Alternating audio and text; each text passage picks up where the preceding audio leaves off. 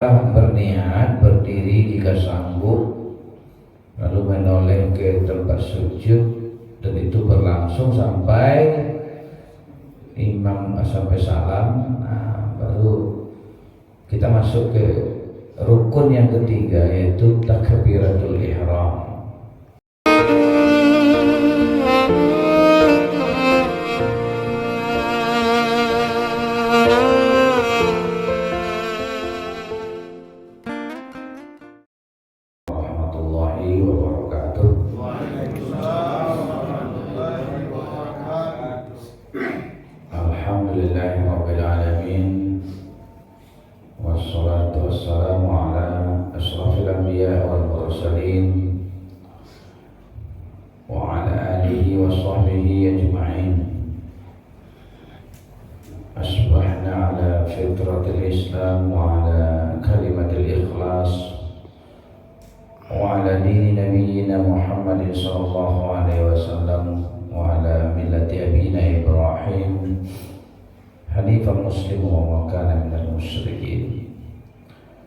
Bapak Ibu yang saya muliakan, kita lanjutkan pengajian kita pada minggu yang lalu, Sabtu yang lalu. Kita sudah bicara tentang rukun salat. Yang pertama niat, yang kedua berdiri jika sanggup. Berdiri jika sanggup itu menjadi rukun, artinya kita baru boleh duduk atau berbaring kalau betul-betul tidak sanggup. Kalau tidak sanggup, maka tidak mengurangi pahala kita kalau kita duduk.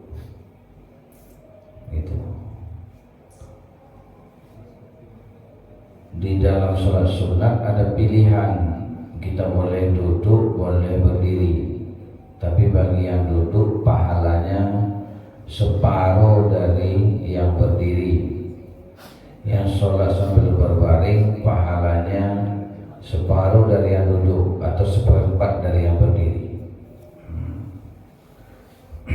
Gitu ya. Ini kan sudah kemarin ya, berdiri.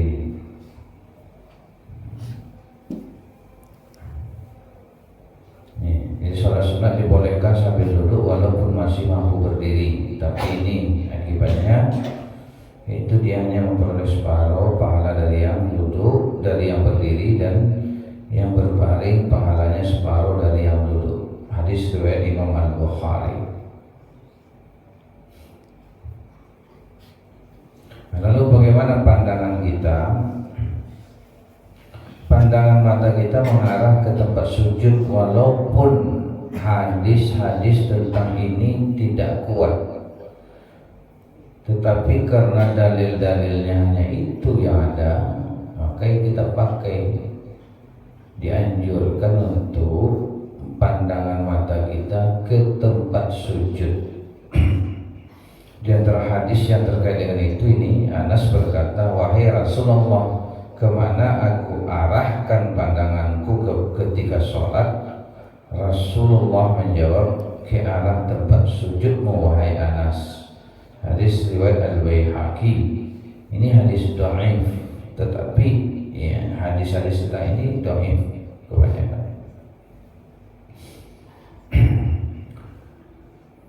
Dalam hadis lain disebutkan Rasulullah SAW ketika sholat tidak memandang kecuali ke arah tempat sujudnya. Lalu ini anjuran para sahabat Nabi juga. Dari Ibnu Sirin, beliau berkata, para sahabat Nabi menganjurkan orang sholat untuk memandang tempat sujud. Jadi di samping hadis juga qaulus sahabi. Qaulus sahabi dari yang pendapat para sahabat.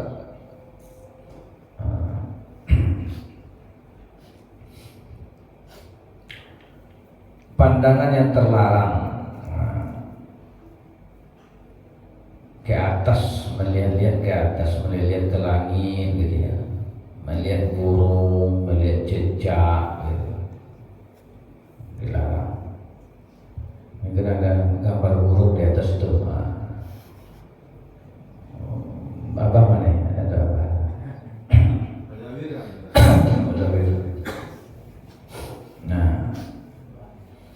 hendaklah orang-orang yang memandang ke arah langit ketika sholat itu bertobat, kata Nabi, atau kalau tidak penglihatan mereka tidak akan kembali lagi kepada mereka.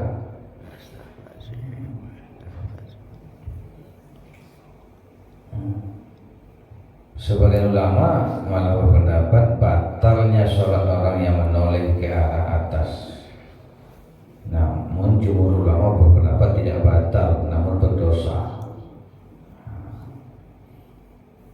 Ini bahagian dari etika sholat. Kan kalau kita menghadap guru kita, menghadap Pak RT aja lah ya, masa kita ngomong tapi mata kita ke sana gitu, nah, mungkin ya. Jadi itu bagian dari etika.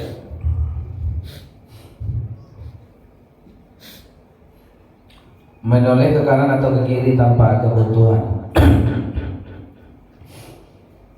Dari Aisyah, aku bertanya kepada Rasulullah SAW tentang menoleh saat sholat. Beliau bersabda, itu adalah pencurian yang dilakukan oleh setan terhadap sholat seorang hamba.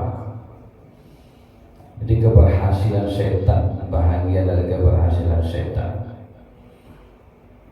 Jadi banyak keberhasilan setan dalam sholat kita, diantaranya hilang khusyuk, termasuk menoleh kiri kanan, termasuk sebetulnya adalah tidak rapatnya saf kita.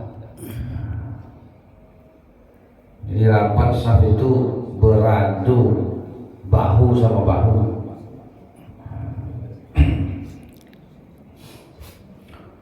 Adapun menoleh sebentar karena ada kebutuhan dibolehkan. Misalnya ketika memperhatikan imam kalau dia salah. Barang siapa yang ingin memperingatkan kesalahan imam dalam sholat, hendaklah bertasbih, dan ketika bertasbih dia menoleh kepada imam. Hadis riwayat Imam Bukhari dan Muslim. Jadi kalau imam salah, kita ingatkan dengan subhanallah bagi laki-laki, bertepuk tangan bagi yang perempuan, lalu diperhatikan apakah imam memperbaiki kesalahannya. Kalau tidak juga mengerti imam itu terus juga dengan kesalahannya, biarkan saja. Nanti diperbaiki sholat setelah salam. Kalau rukunnya yang tinggal, ya berarti batal 1 rakaat tambah 1 rakaat lagi. Nanti sebelum salam sujud sahwi. Sebab kalau diingat-ingatkan terus, biarkan aja.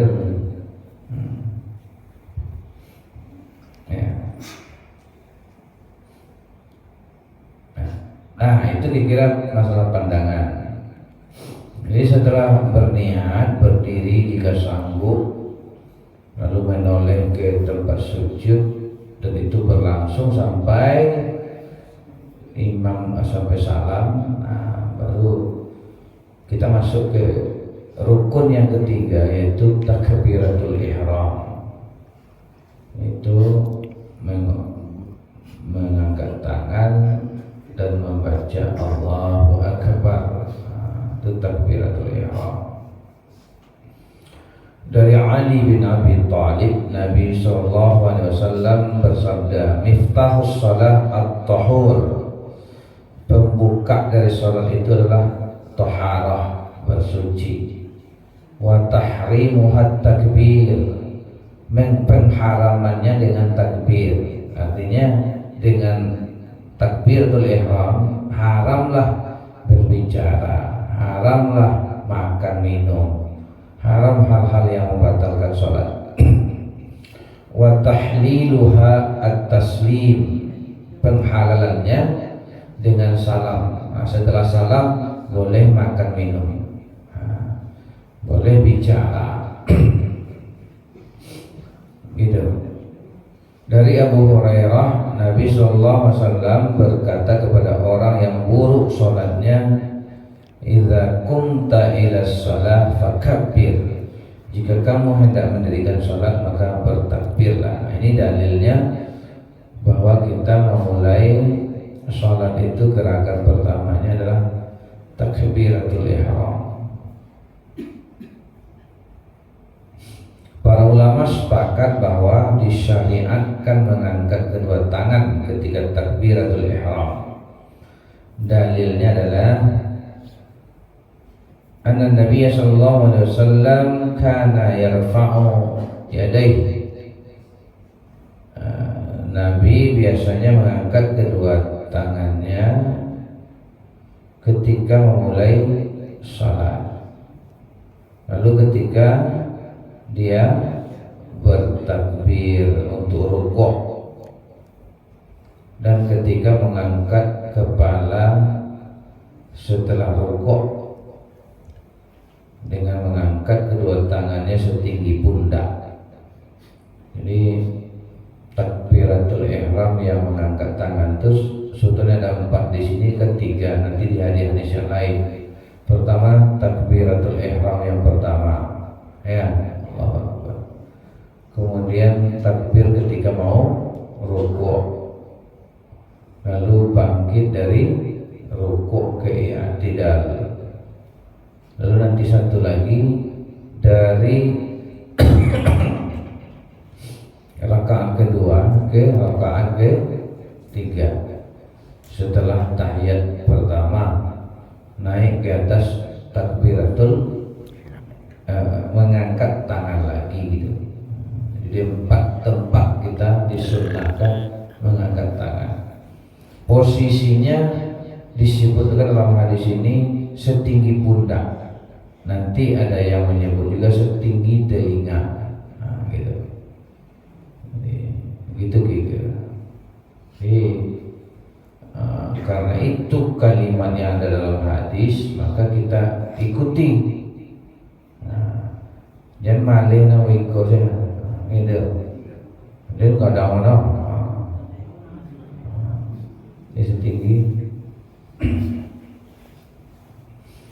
Namun ulama berselisih pendapat mengenai hukumnya. Sebagian ulama berpendapat hukumnya wajib seperti Al-Auza'i, Al-Humaidi, Ibnu Khuzaimah dan Al-Hakim.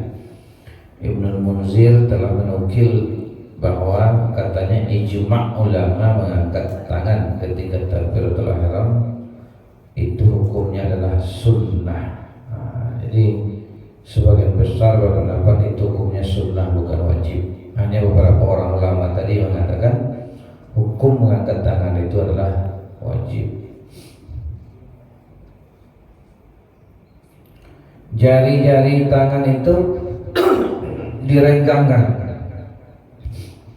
Artinya seperti biasa pembawaan tangan kita. Nah, seperti ini. Jangan seperti ini.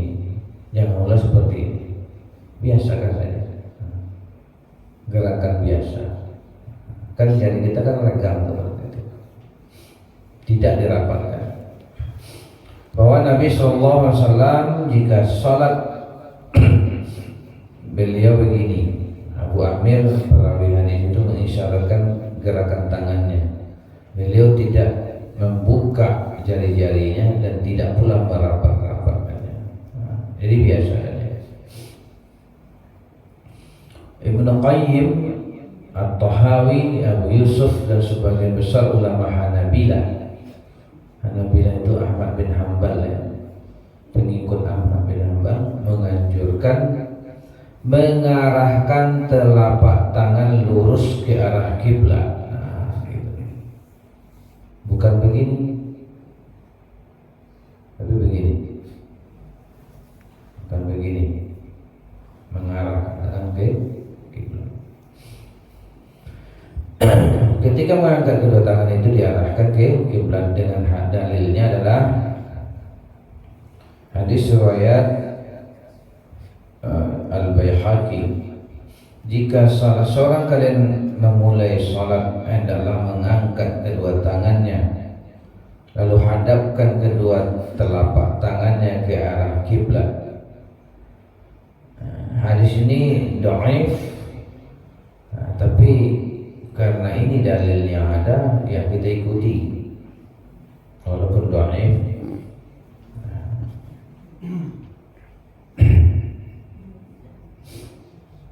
Keterangan posisi tangan, artinya posisi tangan itu setelah takbiratul ihram di mana? Nah, ini kan beragam nanti ya.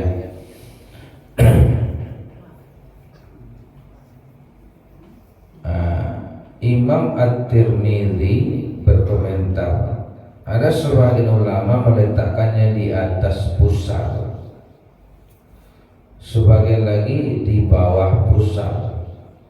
Ini adalah masalah yang luas, artinya masalah yang toleran di antara mereka.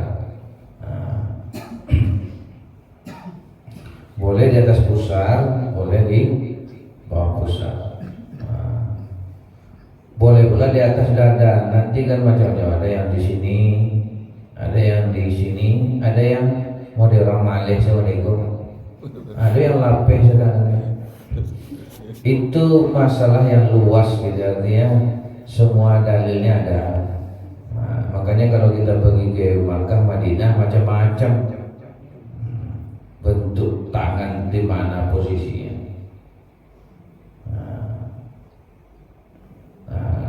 Saya perhatikan itu kemarin. Nah, ini berarti di mazhab ini nih. Nah, ini mazhab ini. Berarti orang Uzbekistan. Nah, ini mazhabnya seperti ini.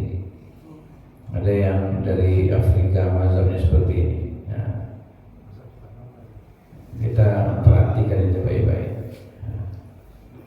Kan, saya belum belum kaji perbedaan pendapat itu. Nanti kita kaji peta-peta perbedaan pendapat di mazhab ini di daerah mana itu ada.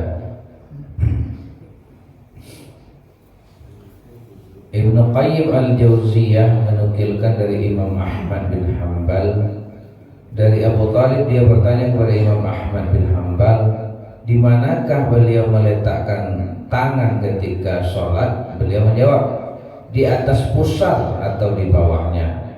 Hal ini merupakan masalah yang luas, bisa di bawah pusar, pas di atas pusar, atau di atasnya. Cuma yang mencong kaki lo yang ada dapet dia dalilnya. Allah Akbar. Kecil orang kau parang cabui pada ada. Tapi tidak dapet dia dari mana dalilnya itu. Dari mana dalilnya dan mazhab Syiah. Gitu.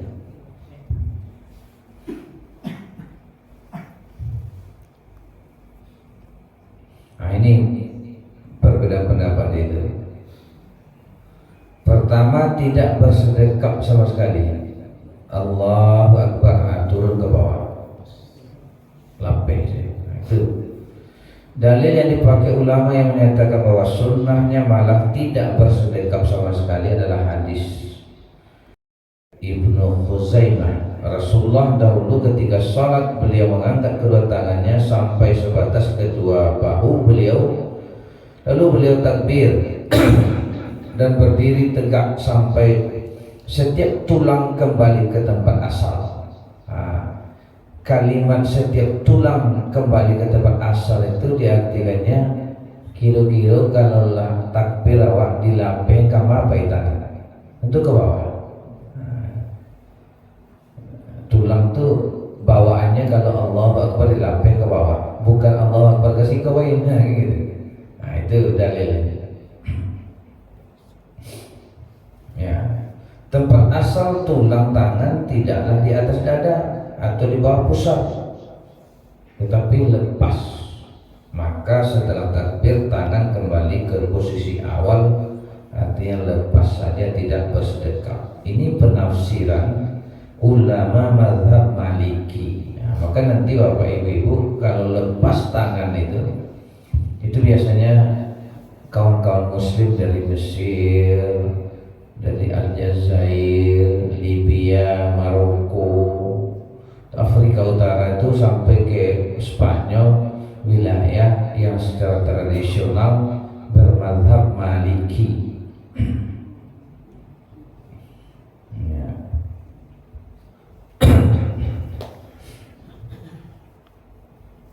Lalu di bawah pusar,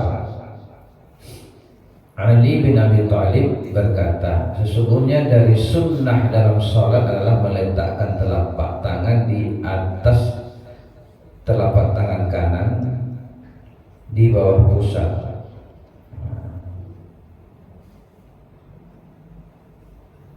Dari Abu Hurairah, beliau berkata, meletakkan telapak tangan kanan, meletakkan telapak tangan di atas telapak tangan, ya, di dalam sholat di bawah pusat adalah sunnah. Jadi bukan tangan kanan ya, begini maksudnya, tangan kanan di atas. Nah, itu sunnah.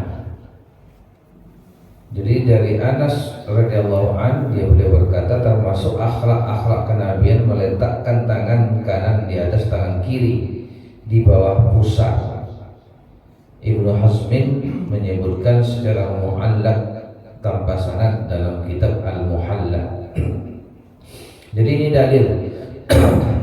Jadi ini perkataan Ali, perkataan Abu Hurairah tanpa disandarkan kepada Nabi. Ini namanya asar para sahabat.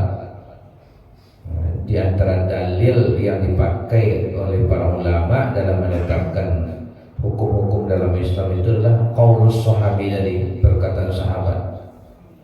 Itu lebih tinggi daripada hanya perkataan seorang imam, seorang ulama. Jadi ini di bawah pusat, berarti ya begitu. Agak model orang Malay itu, ke bawah tangan.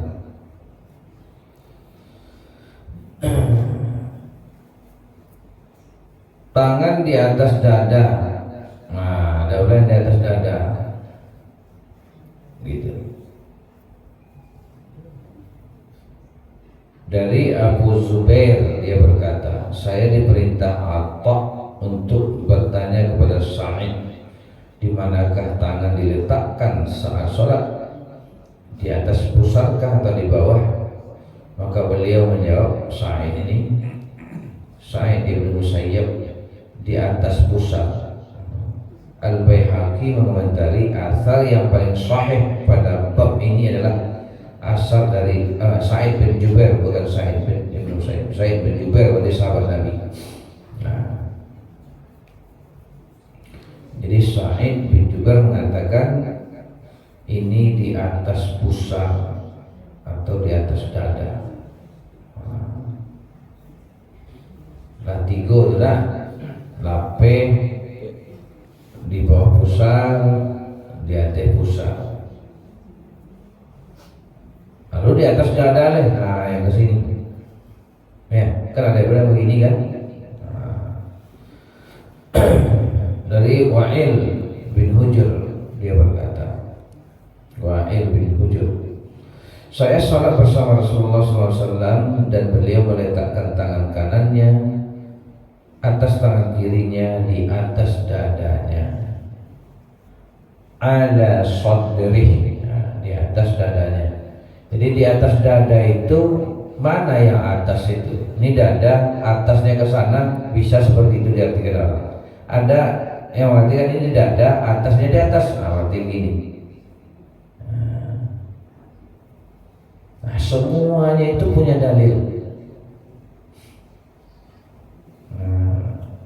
Yang paling bagus kita biarkan kawan-kawan itu beramal sesuai dengan yang diyakininya.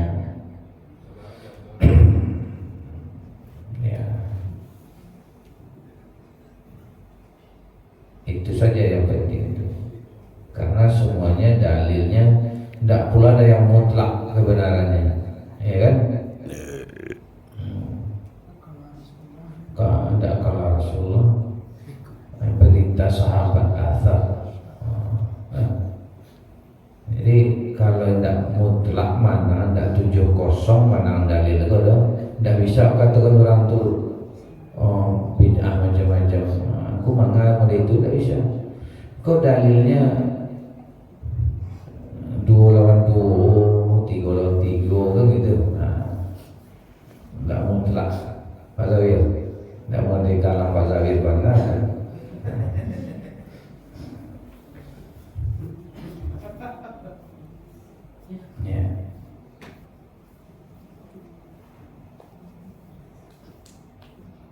Jadi ini ringkasannya nih. Tidak bersedekap sama sekali mazhab Maliki. Di bawah pusat Abu Hurairah, Anas bin Malik, Ali bin Abi Thalib, Sufyan Ats-Tsauri, Ishaq bin Rahawai. Boleh di bawah atau di atas pusat Al-Auza'i, Atha, Ibnu Munzir, Imam Ahmad bin Hanbal. Di antara pusat dan dada Sa'id bin Jubair, Malik bin Anas, Ahmad bin Hanbal dalam qaul yang lain. Di atas dada As-San'ani, Al-Mubarakfuri, Asy-Syaukani, Al-Albani. Ini ulama-ulama ya, di atas dada itu ulama-ulama kontemporer yang baru-baru.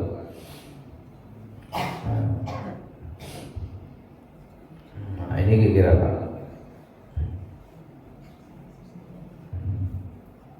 Gimana Nan? Tanya orang enggak? Ini karena setelah ini Al-Fatihahnya agak panjang. Nah, jadi kalau tanya silakan. Salat Jumat, Ustaz. Hah? Ini salat Jumat atau nak kajian Ustaz sudah. Tadi salat berjamaah itu nanti malah kita bikin gambar-gambarnya nanti.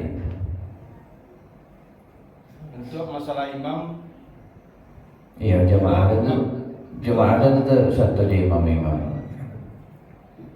bila imam kau harus tagak di posisinya. Apakah sebelum kamat, sedang kamat, atau sesudah kamat? Bila Sebaiknya kalau dia imam itu sudah berada di posisinya kalau sebelum kamat di Makkah itu. Cuma ada belum prakteknya ketika qad qamatis shalah kan gitu kan. Kadang-kadang begitu, awak kan banyak kan awak kan tidak punya imam tetap. Nah, kalau imam tetap itu aja lainnya itu orang. Kadang-kadang maka terlambat itu awak kan basuh itu, kan gitu itu masalahnya. Makanya ketika qad qamatis shalah baru awak tidak punya imam rawatib juga. Kalau di Arab tidak ada musola kecuali ada imamnya, ada tunjuk. Musola itu lah ada SK si imamnya, gitu. Bagaji imam itu sini lebih kadang gajinya dari gaji dosen. Selevel menteri kalau imam Masjid Haram, Masjid Nabawi itu gajinya, gitu. Awak kan siko imam demokratis gitu ya. Silakan. Gajinya pun gaji demokratis gitu. Berhalangan atau bermasalah tentu naibnya, wakilnya yang kena. Makanya yang di belakang imam itu adalah orang yang sebaiknya yang bisa jadi imam, yang akan menggantikan kalau imam ini batal wudu, gitu. Kalau ambo salat jemaah lo di rumah, di situ dulu salat jemaah waktu sama ulim dia Ustaz. Itu nanti lah kita bahas, kan panjang ceritanya itu. Ini yang takbir dulu, yang apa? Yang ringkasan. Ini apanya? Yang bersedekap ini dulu. Ini panjang nanti kita bahas soal berjamaah. Karena itu perlu dalil kan, kalau perlu kita buka pula ayat hadisnya. Pendapat para ulama panjang ya. Nah, kira-kira tentang ini jadi kan waktu kita beli pandangan kita ke tempat situ. Kadang-kadang kita kan mata kita ini kan merem, ada tertutup rasa sama mana apa. Dan sebagian kanan itu tidak boleh. Ya memang gini. Ada sebagian kita yang merasa lebih konsen, lebih khusyuk kalau memejamkan mata, kan gitu kan? Tapi tidak ada dalil karena itu Nabi memejamkan mata. Dalil yang jelas-jelas mengatakan Nabi membuka mata tidak pula secara sore seperti itu secara jelas, tetapi bisa diartikan Nabi itu membuka mata karena kelihatan oleh dia cucunya, kelihatan nanti kalau ada bahaya macam-macam kan gitu. Maka sebahagian ulama memakruhkan kita memejamkan mata, tetap dibuka mata itu.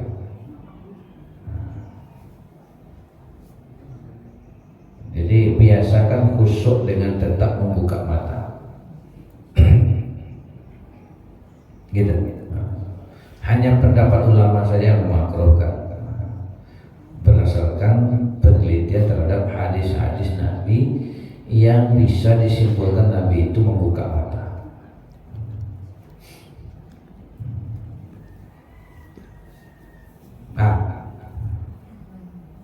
Ya kalau tidak ada sampai sini saja dulu, karena setelah ini Al-Fatihah ini panjang bahasannya, sampai nanti membaca basmalah itu keras atau lunak dan sebagainya, panjang dia.